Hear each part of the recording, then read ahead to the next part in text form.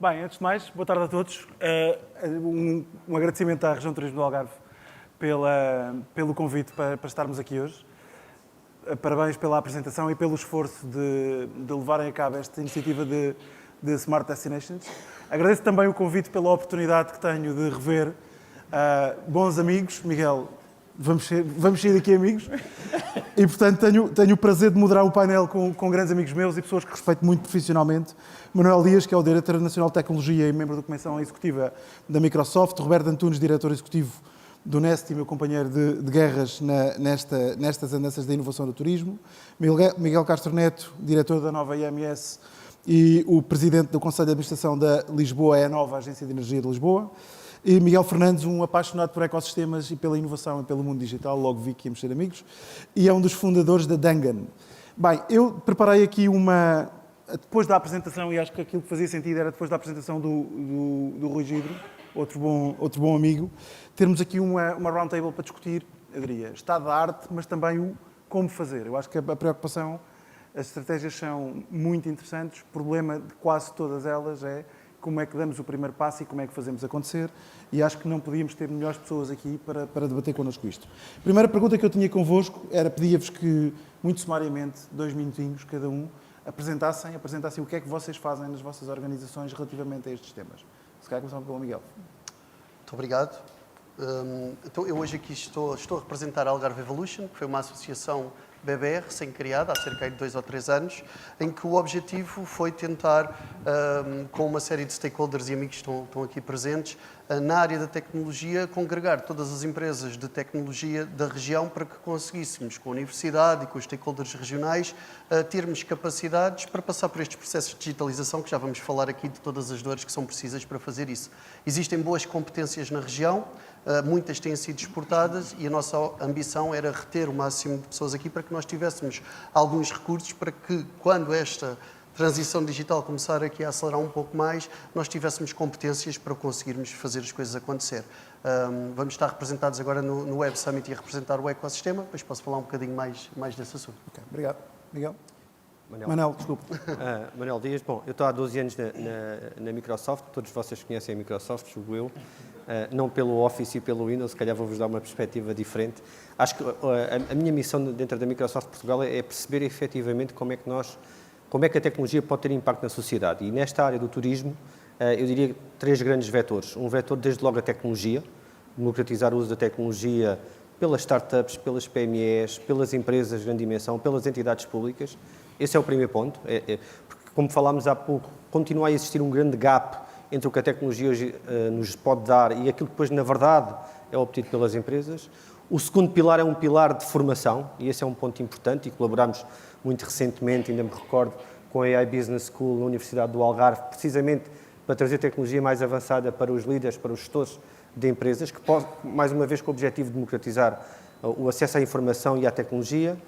E nós sabemos que Portugal continua muito atrás nos rankings europeus em termos de formação, em termos de competências digitais, em termos de acesso à informação. Acho que todos reconhecemos isso, apesar do trabalho que tem sido feito nos últimos anos. E o terceiro, que eu acho que é muito relevante, é o tema da inovação. Perceber como é que a tecnologia não é usada só para fazer uma videoconferência ou para criar documentos ou para a analítica, mas como é que isso pode trazer inovação ao setor e como é que pode criar experiências que podem tornar Portugal um país mais competitivo nesta área do turismo. Portanto, eu diria esses 3 vetores: tecnologia, competências digitais e inovação. Viste as minhas notas. Obrigado, Manuel. Roberto? Muito bem. Roberto Antunes, sou o Diretor Executivo do Nest, Centro de Inovação do Turismo em Portugal. Recém-criado, foi em 2019 que foi constituído. Em 2020 nós começamos com um plano operacional e é arquitetado com base nos desígnios que estavam já na estratégia do turismo, que, almejando o elevado crescimento exponencial dentro do turismo e baseado no que é verde e no que é digital, seria muito importante ter um agente pivô dentro do próprio ecossistema que fizesse uma conexão, que garantisse que existe discussão, que existe tempo, que existe dinheiro, que existe experimentação sobre tudo aquilo que possam ser ideias ou tecnologias promissoras no que diz respeito à competitividade deste destino, pensando à la longue. E é daí que é fundado esta associação de direito privado, sem fins lucrativos, cuja constituição, e até um dos mentores está aqui a moderar este painel, é do Turismo de Portugal, em parceria com 7 entidades privadas, a Google, Microsoft, aqui outro dos nossos fundadores, nós, Brisa Via Verde, Millennium BCP e BPI e ANA Aeroportos, e que compõem aquilo que é o pensamento do que é estruturar o futuro, mas concertado, obviamente, não em 4 paredes, não do que é o tradicional turismo, mas do que são adjacentes. Portanto, esta questão da mobilidade muito premente para o futuro, a conectividade, a digitalização e por aí fora. E com base nisto, o nosso papel é ajudar nesta transição para esta economia verde e digital e, sobretudo, do manancial do que é o tecido económico, que são as pequenas e médias empresas, com a base em programas que atacam 4 grandes áreas. A primeira área é uma área de cultura de inovação, o evangelizar, o preaching, no fundo, destes princípios, deste novo modelo operacional e que implica outro género de comportamentos, outra abertura para com o risco e experimentação. A área da capacitação, seja ela mais formal, temos aqui também bons exemplos com a nova IMS, ou informal, com muitos webinars.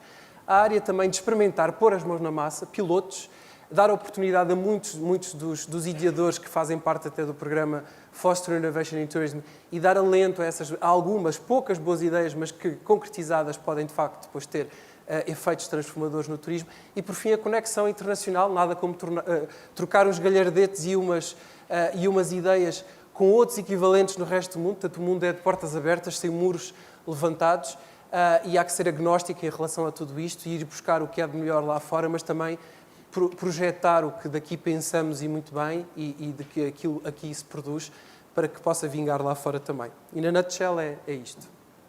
Miguel, obrigado, Muito Roberto. obrigado. Muito obrigado. Muito boa tarde a todos. Muito obrigado pelo convite. De facto, é um prazer estar neste painel. Não é todos os dias que temos esta companhia excepcional no tema que nos traz aqui hoje. Eu sou o diretor da Nova Information Management School, que é a Escola de Gestão de Informação e Ciência de Dados da Universidade Nova de Lisboa.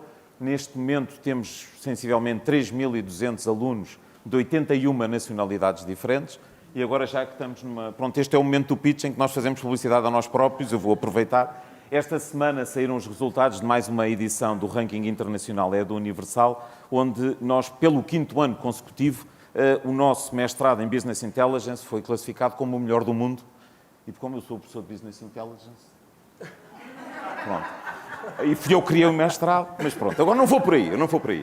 Dizer que também isto se deve, que o Manel Dias é professor de Business Intelligence, também lá na nossa escola. Mas pronto, mas dizer que a escola desenvolve a sua intervenção neste mundo da ciência dos dados, da gestão de informação, e nós temos um laboratório, que é o Laboratório Nova Cidade Urban Analytics Lab, que ao longo dos anos tem vindo a trabalhar nas questões relacionadas com a analítica urbana, mas que, à medida que o tempo foi passando, nós deixámos de trabalhar apenas à escala da cidade e à escala do bairro ou da freguesia e começámos a trabalhar à escala regional.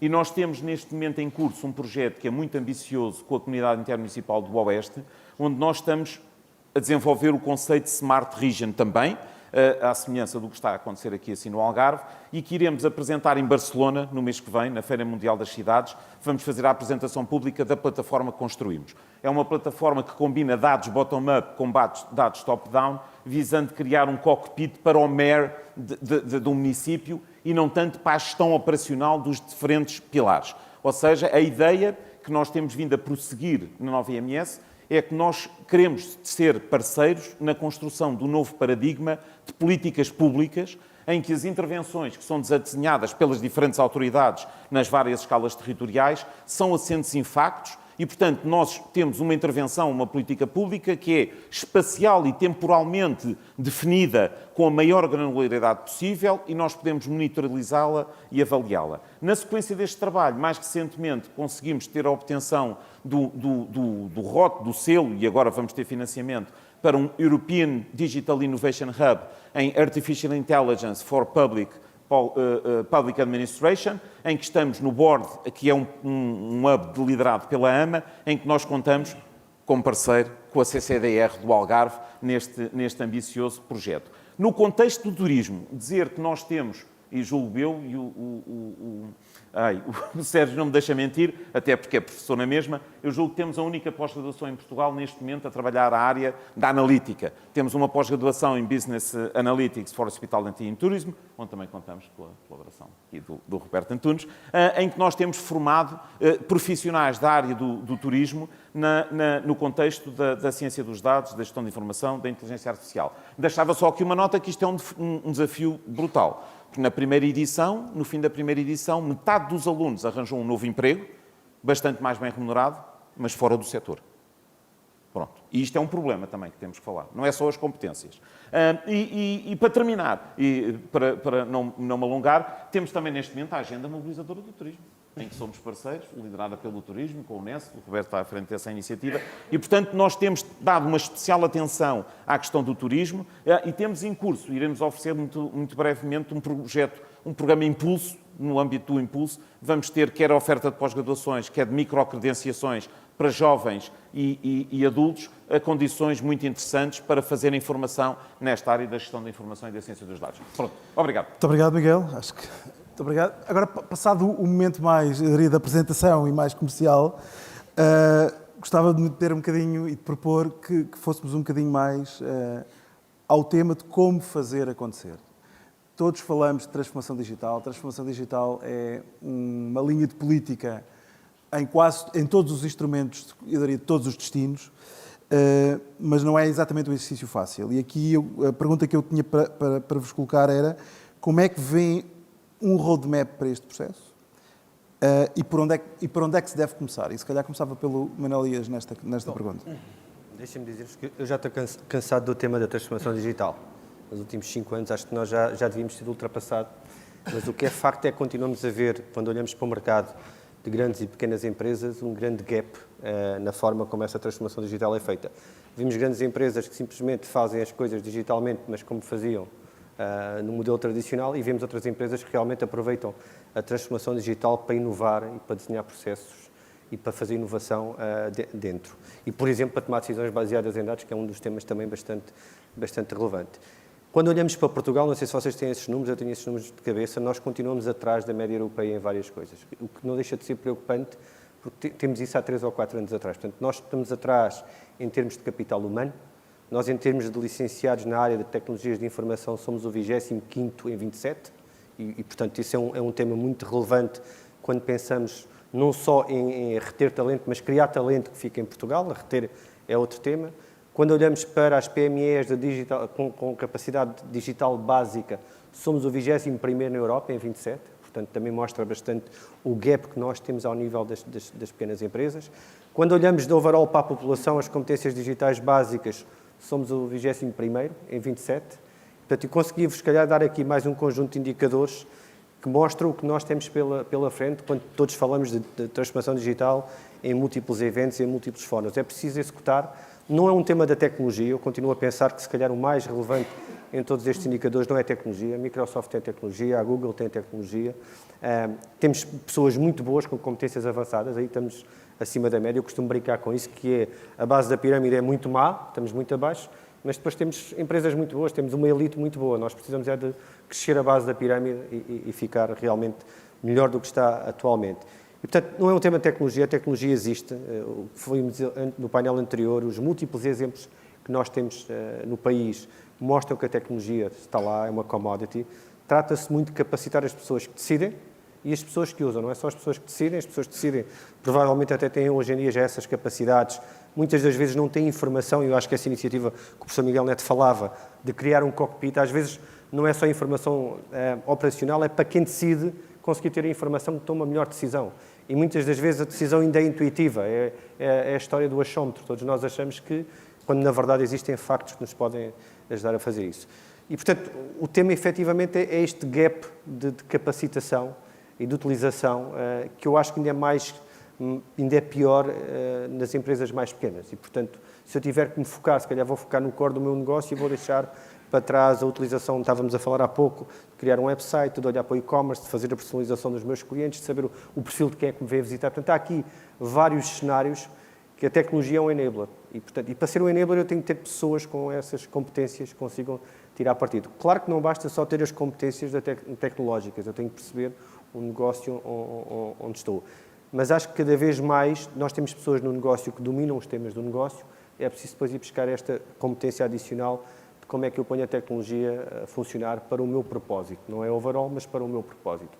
Todos vivemos a pandemia, sabemos que a pandemia foi um grande impulso, eu dizia, na utilização básica da tecnologia digital. Hoje em dia todos nós usamos videoconferências, fazemos reuniões, mas quando vamos para coisas mais avançadas ainda não estamos lá. E, portanto, a transformação digital que falamos há tanto tempo continua a ser algo onde nós estamos atrás. Eu acho que é um desafio para o país, é um desafio para reter o talento que nós temos aqui, é um desafio para ter inovação, e no setor do turismo isso é fundamental.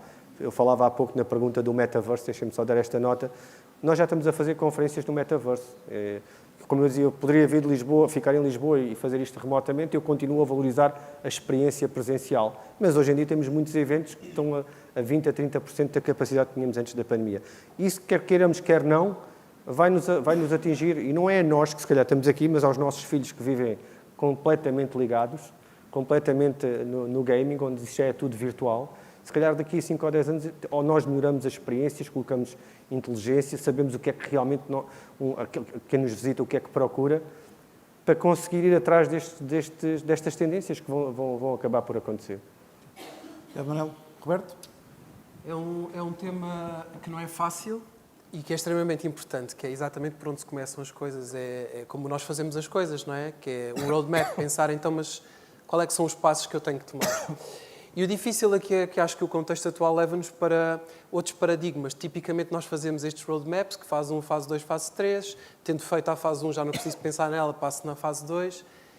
E de modo geral, neste tema, pensaríamos talvez até, porque o Sérgio perguntaste por onde é que começaríamos, talvez começaríamos pelas pessoas, capacitá-las, depois nas próprias empresas adotar as tecnologias e fazer esta implementação e, por fim, ter estruturas matriciais de suporte, de associativismo, governamentais, seja lá o que for, para alavancar isto a outra escala.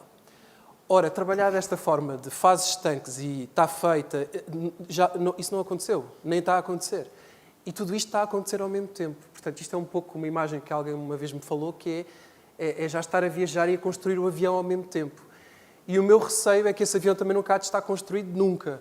Porque as mudanças são tão rápidas que o que eu acho que nós temos que trabalhar são os nossos skills de capacidade de adequar-nos às transformações, sabendo que este avião nunca há de estar pronto e está constantemente a ser alterado.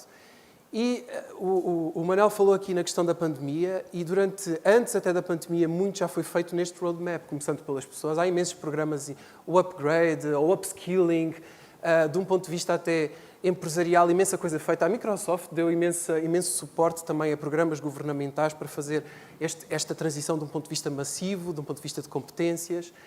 Só que eu acho que isto é um processo que nunca vai estar terminado. E na verdade, estes roadmaps, como o Sérgio começou a perguntar, para mim o paradigma já não é fase 1, fase 2, fase 3. Vamos ter que trabalhá-las a todas ao mesmo tempo. Esta é a dificuldade. Sendo que eu acho que agora é o momento de começarmos a puxar por matrizes, digamos assim, quase de governação, portanto, trazendo aqui o inglês do que se chama do governance, para puxar tudo isto, portanto, tudo aquilo que é da fase 1, a capacitação das pessoas e tudo mais. E exemplificando, vimos aqui coisas como Málaga, não é? Que já aí vai no Metaverse e mais não sei o quê. Imaginem o quanto eles também têm que fazer de capacitação para garantir que aquelas startups e as empresas que trabalham com elas e as grandes empresas que depois alavancam uma série também de economia se capacitem ao nível de estar ao nível dessa ferramenta e desse género de governance. Portanto, eu acho que já estamos nesta fase também em Portugal, passarmos para então, agora também, passar para esses níveis de governance que são exigentes, que obrigam a transformações. Não sei se se lembram, quando também, do ponto de vista da autoridade tributária, tivemos que também fazer os nossos impostos todos digitalmente. Portanto, há coisas que puxam para que as transformações aconteçam, que são canalizadoras para um novo processo que ele, de alguma forma, tem que ser apoiado e garantir que, se atrás tudo o que é no roadmap, tem que ser outra vez trabalhado. Ajudar as empresas, dar-lhes a mão para que eles estejam aptos a trabalhar nestes níveis de transição de dados, de trabalhar neste processo cooperativo e de utilização de informação para a verdadeira transformação digital. Eu acho que a transformação digital não aconteceu ainda em Portugal. Acho que a formação das pessoas, sim. Acho que a adoção de tecnologia aconteceu massivamente no turismo, é verdade. Mas da utilização massiva da tecnologia de utilizar o contactless, de utilizar QR codes, até ao nível da pirâmide, onde estamos a utilizar os dados e em cima dos dados ainda estamos a trazer formas de transformar a nossa oferta de forma a sermos competitivamente diferentes e à frente, isso ainda não aconteceu. Quanto a mim, a opinião pessoal, quero deixar isso muito, muito claro. E eu acho que neste possível roadmap, na verdade, ele é matricial, já não é aquela fase para nós muito cómoda, linear, fase 1, 2 e 3, vamos ter que trabalhá-las todas ao mesmo tempo. Eu diria que há que trabalhar agora também pelo fim, que é estruturas de gestão de tudo isto, todas elas que alavanquem todo este processo que começa exatamente nas pessoas. Obrigado, Roberto. Miguel? Pronto, então cada um dá a sua opinião. Eu, como estou um bocadinho enviesado, concordo com tudo o que foi dito e acrescento aqui assim a minha camada ou o meu contributo. Só fazendo aqui primeiro uma nota prévia de enquadramento do que eu vou dizer a seguir. Quer Dublin, na apresentação deles, que referiram aquela coisa das European Capital of Smart Tourism, quer agora a apresentação do Rui Gidro, que referiu aquelas 4 dimensões de avaliação, são os pilares que são considerados no European Capitals of Smart Tourism, que é a acessibilidade, e a acessibilidade é para quem tem problemas de acessibilidade, mas também é a facilidade com que eu consigo chegar ao destino ou à sua oferta, e dizer que as capitais europeias que nos últimos anos têm ganho o prémio de capital europeia Smart Destination são as capitais onde é mais fácil o turista se deslocar e estar informado das melhores opções para chegar ao que quer ver. E isso é um ponto crítico. Eu não vivo aqui no Algarve, mas eu, por exemplo, os meus pais vivem em Sintra, que aquilo é um polo de atração de turistas, que eu acho ou estão à frente já até do Mosteiro dos Jerónimos, ou a única coisa que supera o Palácio da Pena é o Mosteiro dos Jerónimos. Aquilo é uma loucura. É impossível a pessoa deslocar-se na Vila de Sintra. Aquilo é um inferno. Portanto, a acessibilidade é um ponto crítico. O segundo pilar que eles defendem é a questão da sustentabilidade. Mas da sustentabilidade não é só a questão ambiental, é a sustentabilidade de um destino turístico, como é que ela consegue resistir a fenómenos de sazonalidade e, por último, como é que nós conseguimos, que eu essa parte não vi aqui muito referida ainda hoje, que é como é que nós conseguimos garantir, não é só ter turistas, não é? O que é que os turistas têm que fazer? Têm que gastar dinheiro, que é a sustentabilidade das comunidades locais. Como é que nós garantimos que estamos a transferir valor para as comunidades locais? Porque esse é o objetivo, porque senão podemos ter muitos turistas e não conseguir fazer nada. Depois, a herança cultural, nós conseguimos garantir que não comprometemos a herança cultural, porque senão, a longo prazo, ficamos sem turistas. Eu fiquei surpreendidíssimo, porque eu fui ao Egito recentemente e, para a minha surpresa, Portugal tem muito mais turistas do que o Egito, e eu acharia que não, mas pronto. Eles têm 16 milhões e nós já íamos em 22, acho que é assim uma coisa. E eu confesso que fiquei surpreendido. Mas pronto, se calhar devia ser mais orgulhoso do meu país. E o último era a digitalização. E aqui pego no que é que já foi dito. Esta questão da transformação digital, eu acho que estamos muito longe de perceber o que é que isso quer dizer. Já foram ditas várias coisas. Hoje já foi aqui partilhado o exemplo que nós podíamos usar o reconhecimento facial para perceber se as pessoas estão felizes ou infelizes, portanto, são bem dispostas ou mal dispostas. Eu, se quisesse, agora tirava o telemóvel e fazia isso, porque isso já hoje em dia, os serviços cognitivos são um serviço, não é? É como a realidade aumentada já está nos telemóveis, eu posso pôr narizes e orelhas e coisas em cima da cara, mas a questão é, conseguimos usar isso? E, por exemplo, com o reconhecimento facial, o que eu vejo numa aplicação do turismo, obviamente que é interessante saber se as pessoas estão bem dispostas ou mal dispostas, mas qualquer Tommy ou qualquer daqueles MUPIs, não é Tommy, agora já estou a falar em marcas comerciais, qualquer MUPI ou um painel digital de um hotel pode tirar uma fotografia e não precisa de recolher a imagem, interpreta ali on the edge o que é que está a ver, e se é uma pessoa nova ou velha, se é um casal, se tem crianças, se não tem crianças, até como é que está vestido, pode fazer uma recomendação do que é que a pessoa pode fazer naquele contexto, na proximidade, naquele dia, naquela noite. Qual é o problema? E era onde eu queria chegar, que é para mim o grande desafio, que está longe de estar resolvido. Para isso poder acontecer, nós temos que deixar de olhar para todo este futuro digital e inteligente como uma wish list de projetos.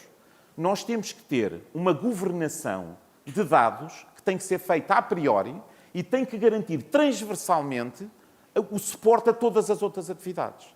Porque se cada entidade, se cada vertical for construir a sua base de dados, nós não temos recursos suficientes. E pior do que isso, não estabelecemos sinergias entre estes vários verticais, porque tudo está relacionado com tudo.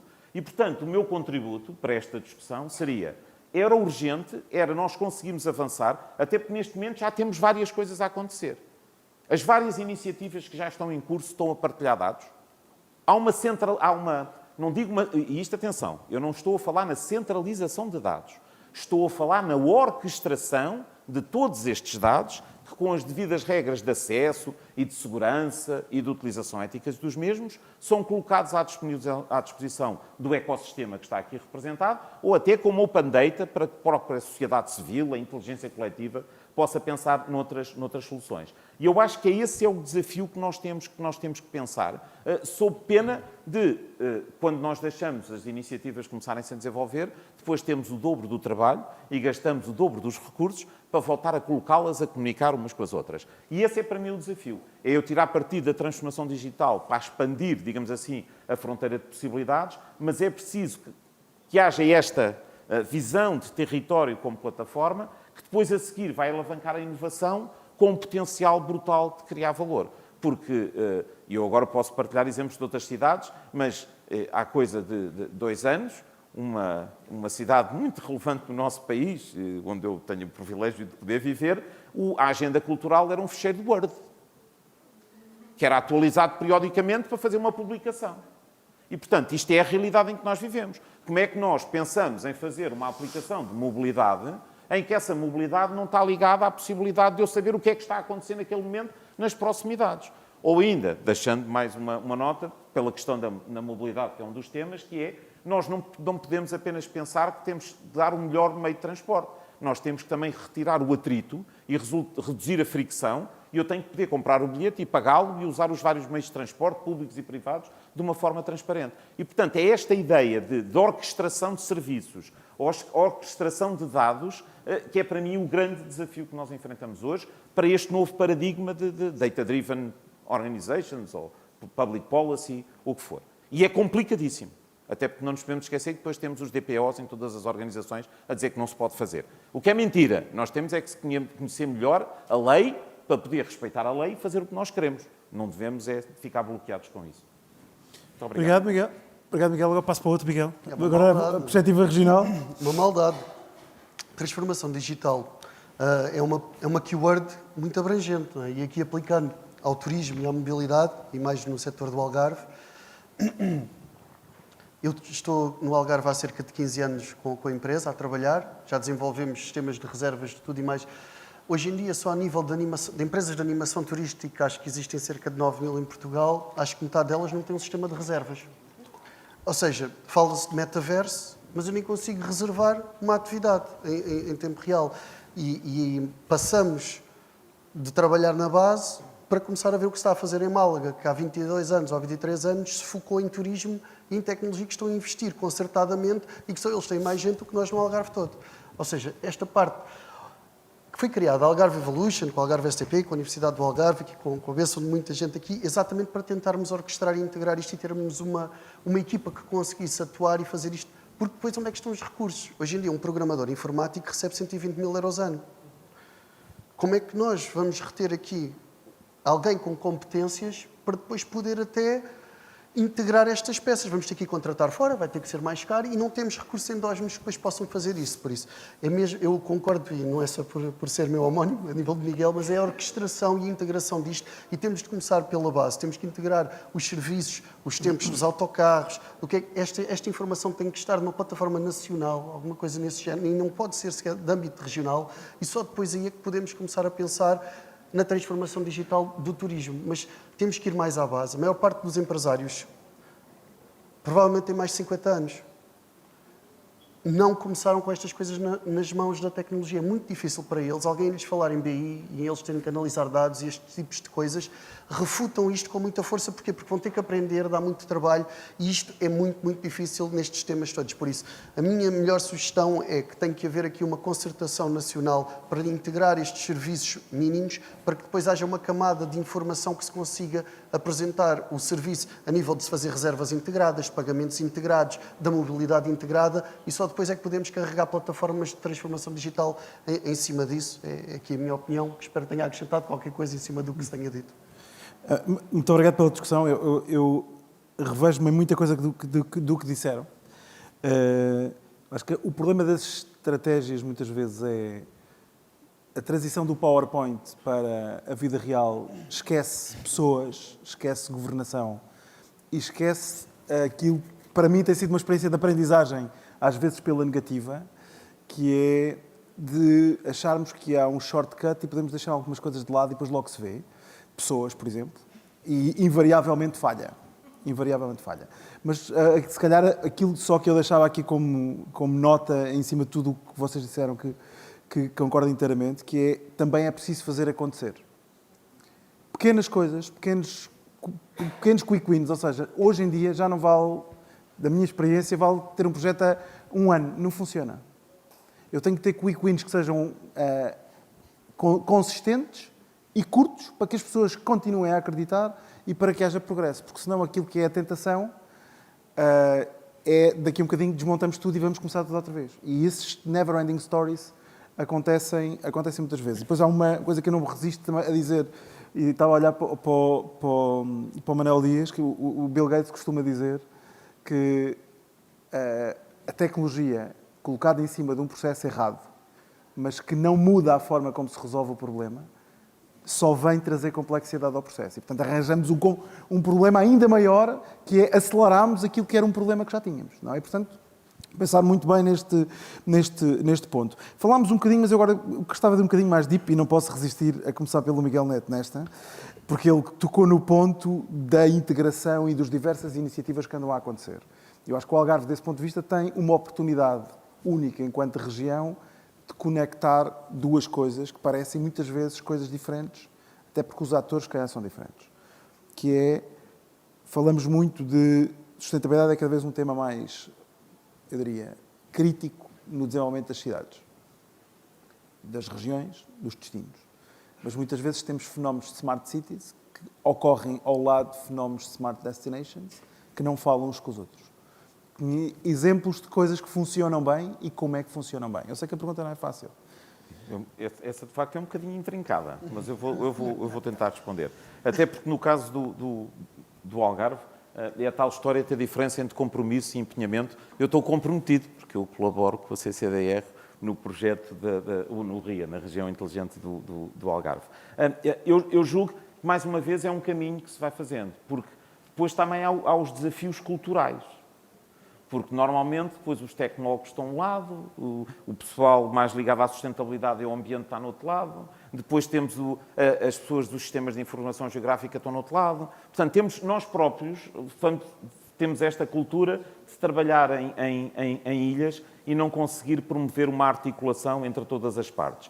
Mas eu julgo que já há bons exemplos. Portanto, e mais ainda, os bons exemplos que existem são uma prova de que isto não depende apenas de estar no litoral ou ter muito dinheiro. Não é por aí. É as pessoas, é conseguir gerir os dados e é outra coisa que não falámos aqui, que é a conectividade. Que isto também está tudo muito bem, mas estamos a pressupor que estamos todos ligados à internet a todo o tempo e que os turistas vão andar pelo território e que têm acesso a este mundo maravilhoso da transformação digital, o que não é verdade. Quer dizer, eu aqui não sei, mas, por exemplo, se eu estiver em Lisboa, for para a zona, para o oeste, for a uma praia no oeste, arrisco-me a não ter internet na praia. O telefone não funciona na praia. Portanto, isto acontece, não é? E isto é um problema. Tentando dar alguns exemplos, eu vou voltar à questão da Smart Region do oeste, porque nós também, sabendo da dificuldade que é muitas vezes conseguirmos agregar e fazer a governação dos dados bottom-up, nós começámos a olhar à nossa volta para os dados top-down. Nós hoje já tivemos aqui o exemplo dos dados da NOS, mas há os dados da CIBS Analytics. Agora, a AMAL é a Autoridade de Transportes, portanto, vai ter os dados não apenas da oferta, mas da bilhética, das validações de títulos na rede de transportes da região. E isto vai dar uma capacidade, se nós combinarmos estas várias dimensões, a nós, em vez de fazermos inquéritos à mobilidade, ou em vez de pensarmos agora vou pôr aqui assim uma carreira, vai por aqui, face digamos assim, à dinâmica do próprio território e à sua sazonalidade, nós poderíamos pensar, tirando partido da transformação digital, a ter toda uma oferta de transportes que é uma espécie de uberização de tudo, no sentido em que eu deixo de ter carreiras fixas ao longo do espaço e do tempo, e elas podem ser alteradas praticamente em tempo real, com o conhecimento que eu tenho de onde é que estão as pessoas, o que é que elas estão a fazer, da agenda cultural, da informação meteorológica, desde que eu arranjo um mecanismo de entregar este serviço às pessoas. Portanto, se houver conectividade e se as aplicações que estão disponíveis conseguirem comunicar esta oferta, eu não preciso de ter a carreira todos os dias, à mesma hora, no mesmo sítio. Porque se calhar há dias que eu não tenho lá pessoas. E há outras em que tenho. Portanto, a carreira para ali quando houver pessoas. Quando não houver pessoas, não para. Mas nós ficamos bloqueados com a realidade. Pronto, isto funciona assim. E nós muitas vezes não perguntamos, mas faz sentido isto funcionar assim. E, portanto, acho que é um bocadinho por aí que também passa o desafio que nós temos. Perfeito. Muito obrigado, Miguel. Não, eu se calhar passava para o Roberto. E a pergunta tem um bocadinho a ver com a sustentabilidade, é um tema crítico hoje em dia. E no Nest eu sei que vocês acreditam muito na experimentação e no teste.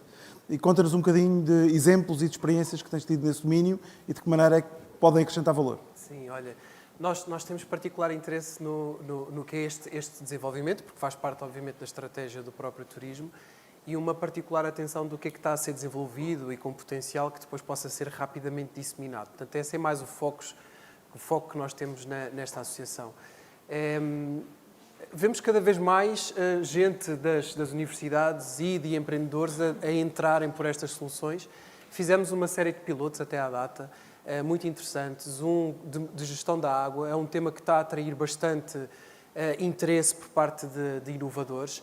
A capacidade de entendimento do que são os gastos e depois a aplicação destes conhecimentos de um ponto de vista até de informação que sirva para os próprios hóspedes, de possível aplicação até, por exemplo, no pricing que é aplicado ao hotel, ao quarto, onde uma parte é fixa e outra é variável mediante a utilização de recursos, ou até técnicas de conseguir premiar, de facto, boas práticas de utilização abaixo da média. Portanto, são coisas que estão a estimular muito interesse de procura tanto do tecido económico, mas também do lado de inovadores. Outro projeto, para vos dar um exemplo, é também por acaso até uma spin-off da Universidade de Coimbra, um projeto que é sobre, chama-se Sivan, que estamos a fazer um piloto até, enfim, na Covilhão, em Unhais da Serra, no H2O, muito interessante também, que pode ter grande potencial, que é na capacidade de geração de energia mediante equipamentos que já, enfim, servem para aquecimento e para tudo mais. Portanto, esses mesmos equipamentos que geram em si calor têm a possibilidade de gerar energia adicional.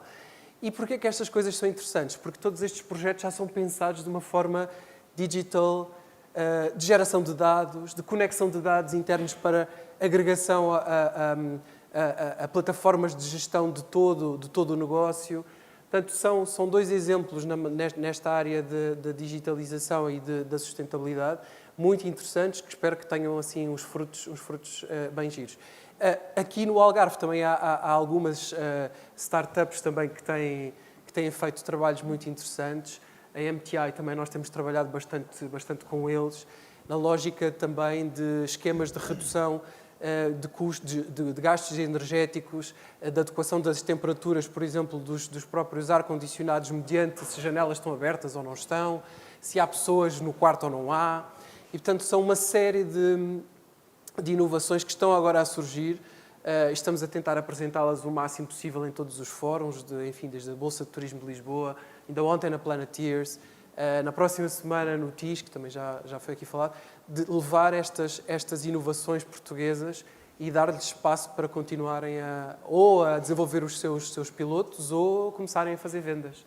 Portanto, há conteúdo de facto disponível para trabalhar esta matéria da sustentabilidade e já data-driven e com pensamento de como isto é fundamental na matéria de gestão das operações. Posso ser advogado do diabo, só uma coisa? Desculpa, Manuel. Mas era só para dizer uma coisa sobre o que o Roberto acabou de referir. Mas nós temos aqui um problema, um desafio, que é nós não preparamos a realidade em que vivemos by design para poder fazer isto. E eu acho que estão aqui vários representantes da administração pública e eu pergunto quem é que consegue chegar à sua organização e implementar este inverno aquelas regras que foram decididas por causa da poupança de energia, que é automaticamente os ar-condicionados se desligarem se não tiver ninguém na sala, a temperatura não pode baixar daquilo. Zero. Portanto, isto é verdade, mas o desafio é enorme. Quer dizer, é uma coisa, é overwhelming, não é? E, portanto, nós dizemos estas coisas todas, mas a realidade é um elefante de um tamanho que vai ser muito difícil se nós não tivermos estratégias coletivas para responder a estes desafios e pensar como é que estruturalmente nós temos que começar a mudar a realidade para não estarmos onde estamos hoje. Peço desculpa. Obrigado aos dois. Manuel, uma das medidas que este plano prevê é um observatório do turismo do Algarve. Tu que és especialista de dados da Microsoft, como é que vês uma estrutura de dados a apoiar os diferentes stakeholders no desenvolvimento de um projeto desta natureza? Vamos lá ver. Em Portugal, tenho visto tantos portais de dados a serem feitos. Acho que o primeiro desafio, e era o que o Miguel já falava um pouco, é a orquestração, ter uma entidade que não é que centralize, mas que seja uma entidade que orquestre toda a informação que pode ser recolhida. O segundo tema é a interoperabilidade. Nada me serve ter uma base de dados com uns relatórios espetaculares se eu não tiver umas APIs para que qualquer startup que queira desenvolver um negócio novo no Algarve possa chegar àqueles dados.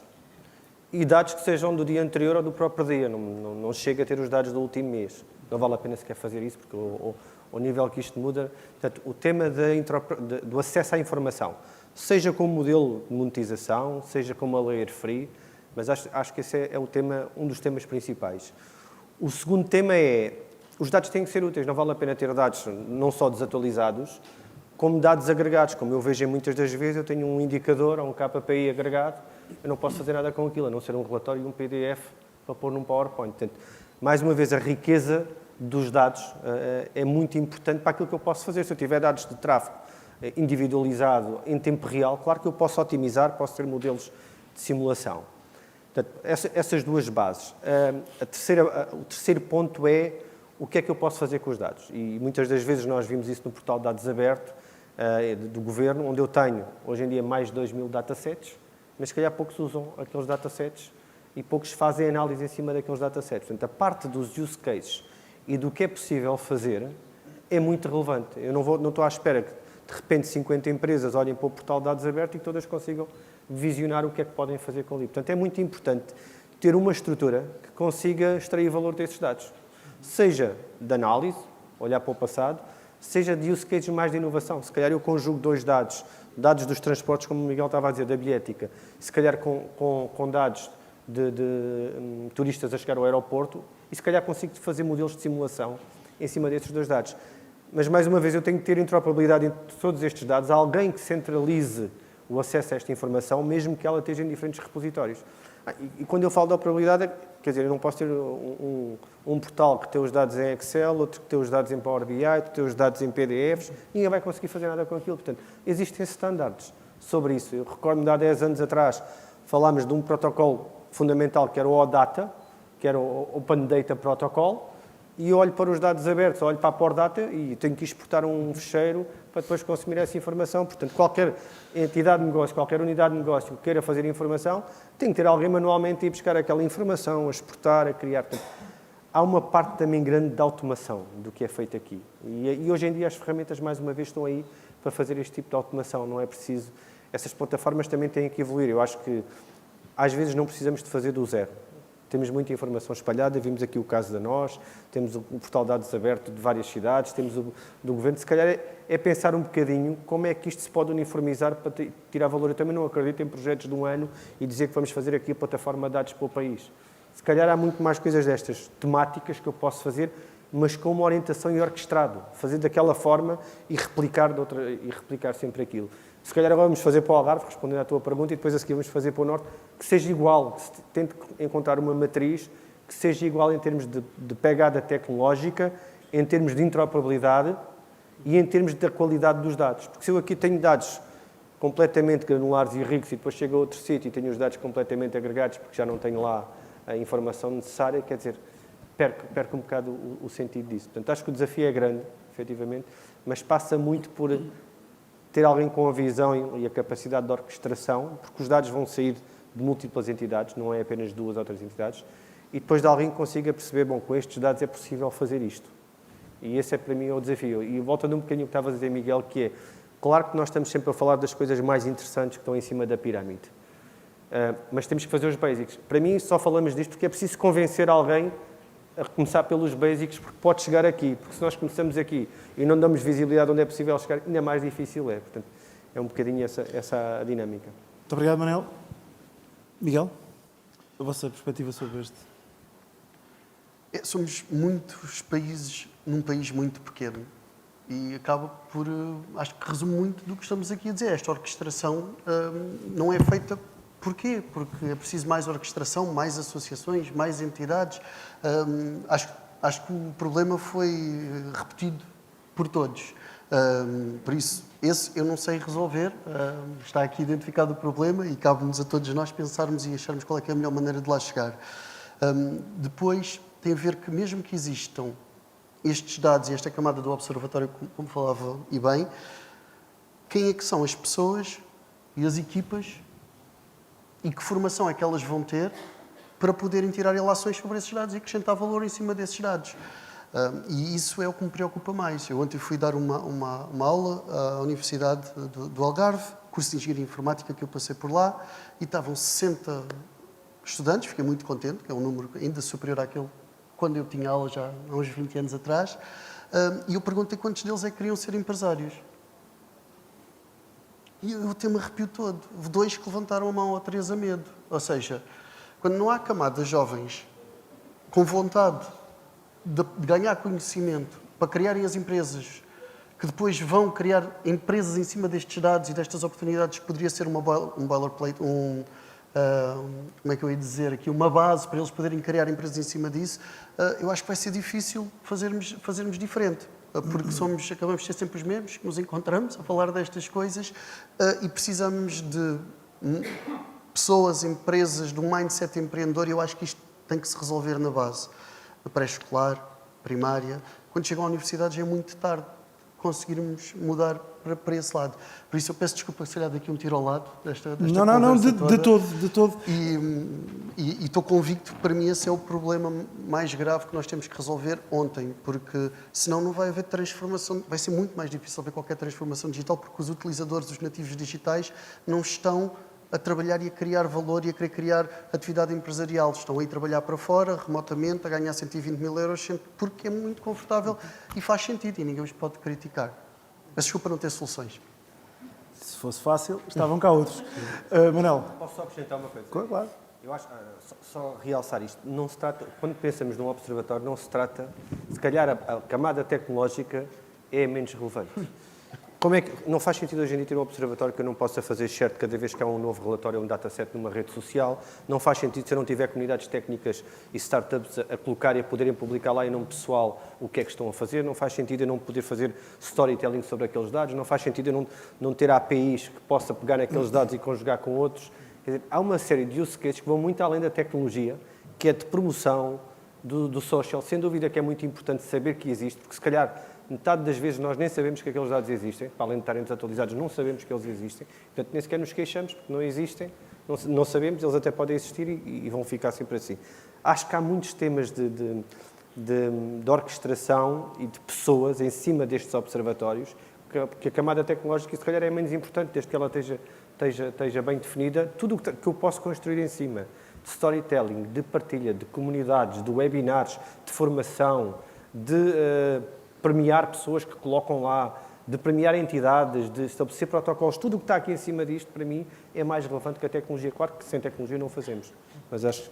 Posso partilhar uma preocupação e uma nota de otimismo? Claro. Pronto, qual é a preocupação, para além do que já foi dito? É que não é só, digamos assim, os jovens que eventualmente não estão a adquirir as competências que poderão ser as mais adequadas. Há aqui um desafio imenso, que isto é um comboio em deslocação em alta velocidade. E provavelmente a maior parte de nós já não tem capacidade para acompanhar o potencial. Ou seja, para se manter a par. O que é que está disponível? O que é que se pode fazer? E depois, a seguir, temos que tomar decisões de investimentos que são de médio e longo prazo, sem ter muito bem a certeza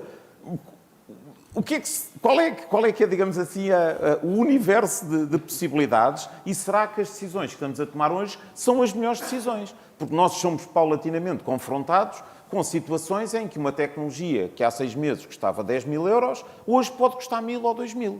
E, portanto, isto tornou-se um ambiente muito, muito complicado e, portanto, eu acho que toda a gente, independentemente da sua formação de base e da sua posição dentro das organizações, precisa de fazer formação, obviamente uns mais técnicos, outros, se calhar, mais estratégicos, no que é que se pode fazer. Mas, dito isto, qual é a nota otimista?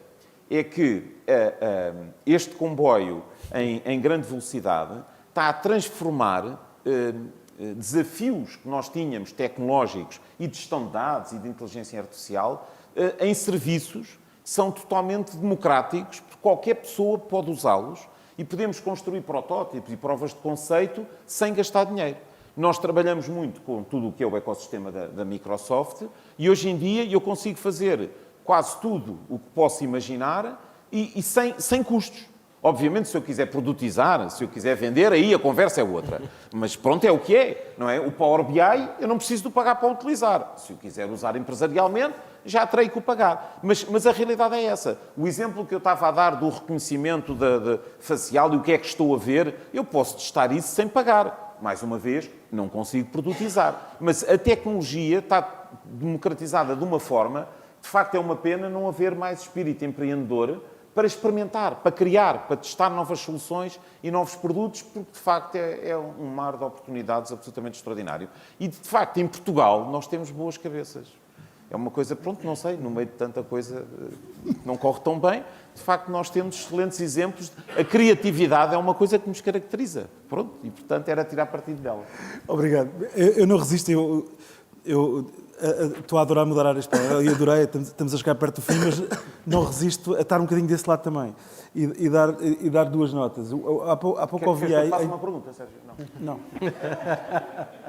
Estava a ouvir, deliciado, a apresentação do Barry e o Barry disse uma coisa que o Miguel acabou de tocar agora, que tem a ver com a necessidade dos gestores de topo e os outros de acompanharem muito de perto tudo o que são desenvolvimentos tecnológicos. E eu estava a ouvir o Barry dizer que lançou um procurement process um bocadinho em aberto, dizendo se há alguma coisa a acontecer com isto, eu reservo o direito de poder usar no futuro. Porque, na verdade, é impossível para alguém que vai fazer um processo hoje perceber o que é que vai acontecer daqui a 6 ou 7 anos. Eu estava a ouvir deliciado e estava a lembrar de um episódio que aconteceu na minha vida, que foi... eu comprei um produto, quando fiz o primeiro Travel BI, tinha uns dashboards maravilhosos para colocar lá que a Microsoft me tinha vendido, e eu, quando cheguei ao fim do processo de contratação pública, vou-me reunir com a Microsoft e eles dizem, bem, temos só um problema, é porque isto já não existe. Nós já descontinuámos isto. E, portanto, isto para dizer que é preciso acompanhar os desenvolvimentos tecnológicos para que eu, quando me coloque nestas coisas, não fique preso a esta evolução tecnológica que é absolutamente fenomenal. Uma outra nota que eu gostava de dizer, e aqui é uma nota de disponibilidade institucional do nosso lado, que é, e muitos deles falaram, e muitos dos oradores falaram nisso, na importância da inovação. E esse é um tema que nós estimulamos, nós estamos disponíveis para trabalhar com o Algarve, para que haja programas de inovação dedicados